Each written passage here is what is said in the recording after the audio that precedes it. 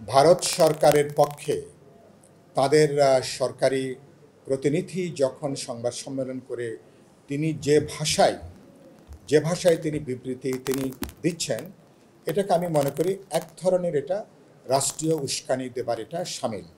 এবং বিজেপি দলগতভাবে আপনারা জানেন, বিজেপি আজকে থেকে না, বিজেপি অতীত আওয়ামী লীগ সরকারের সময় থেকে তারা আওয়ামী লীগকে তারা পেলা দিয়ে রাখতে যে পুরো বাংলাদেশ এবং তার 17 কোটি মানুষের বিরুদ্ধেই বাস্তবে তারা অবস্থান নিয়েছিল। এখানকার গণতান্ত্রিক অধিকার, এখানকার ভোটের অধিকার, গণতান্ত্রিক অধিকারের বিরুদ্ধে তারা অবস্থান নিয়েছিল।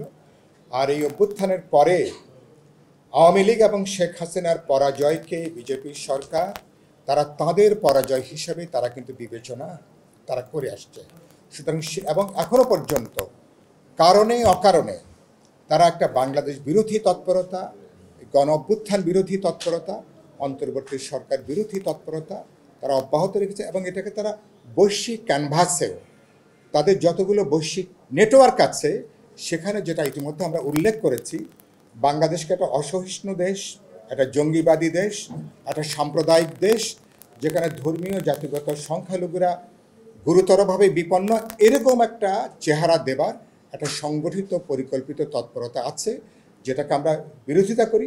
বিচ্ছিন্ন বিক্ষিপ্ত কিছু ঘটনা যে ঘটছে না তা না, কিন্তু আপনি নিশ্চয়ই আমরা সবাই একমত হব, গত 3 মাসে আমাদের রাজনৈতিক দলগুলো, ছাত্র তরুণরা, জনগণ বুক চিতিয়ে আমরা কিন্তু তাদের পক্ষে কিন্তু আমরা কিন্তু অবস্থান নিয়েছি, সেটাকে আমরা অব্যাহত রাখবো।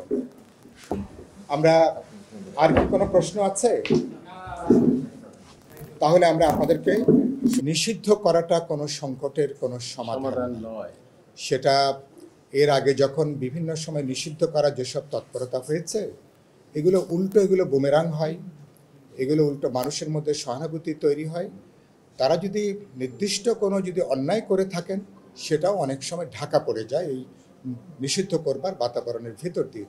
কাউকে যদি মোকাবেলা করতে চান যে কোনো আধুনিক গণতান্ত্রিক সমাজে, আপনি কথা বলবেন, রাজনৈতিকভাবে মোকাবেলা করবেন, সেখানে আইনি প্রক্রিয়া আছে। তাদের যদি কোনো নির্দিষ্ট কোনো অপরাধ থাকে, অন্যায় থাকে, বিচারিকভাবে সেটা হতে পারে। কিন্তু নিষিদ্ধ করবার মধ্য দিয়ে আমি মনে করি কোনো রাজনৈতিক সংগঠন অথবা কোনো ধর্মীয় সংগঠনকে এটা সংকটের সমাধান করবে না, বরঞ্চ পরিস্থিতিকে অপ্রয়োজনীয়ভাবে আপনি আরও উত্তেজনার দিকে আপনি নিয়ে যাবেন।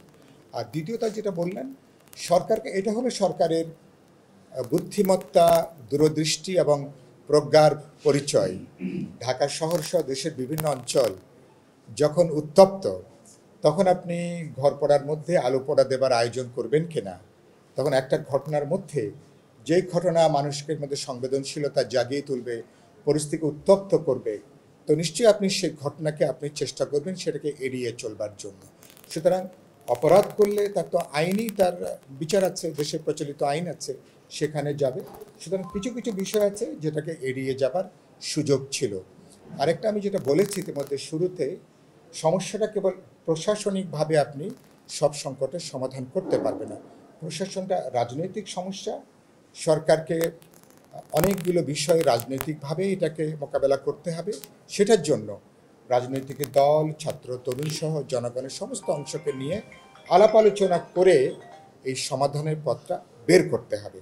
সুতরাং এটা না হলে যে কোনো সময়, যেটা আপনি বললেন না, যে কোনো সময় কিন্তু আমাদের পথ হারানোর ঝুঁকি থাকবে। যে কোনো আমাদের পথ হারানোর ঝুঁকির মধ্য দিয়ে পুরনো ফ্যাসিবাদী শক্তি যে কোনো চেহারায় আবার তারা কিন্তু আবির্ভূত হতে পারে। এ ব্যাপারে আমরা প্রত্যেককেই আরও বেশি দায়িত্বশীল হবার জন্য আমরা আহ্বান জানাব।